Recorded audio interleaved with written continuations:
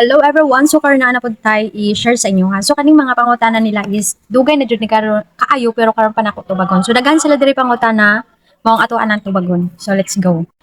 First question nila is pilay edad nimo. So actually ako ang edad is now 21. So nag-21 ko atong October 21.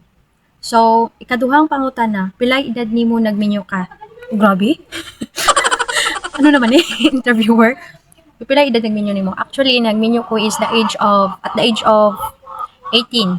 And then, pagka 18, pagka tapos akong graduate high school.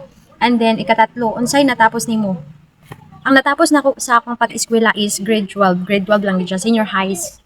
So, ikaupat nga pangutana, unsay trabaho nimo? So, karon wala pa ko'y trabaho kay na ako'y ginabantayan nga bata. And then, malamang mabantay ko, ikalimang pangutana, 5 question. Pila na imuhang bata? Hala, grabe. Personala na gid nga pangutana nila. So, ang edad pila ako ang bata is isa. And then, question. Babae ba imuhang bata? No. Pang bata is lalaki. Perting lalaki ha. Ika-7 nga question. Kung naa kay basher, unsay masulti nimo?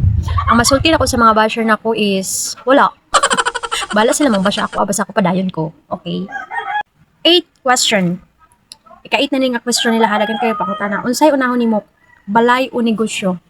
So, sa ako ang ako unahon is negosyo, business.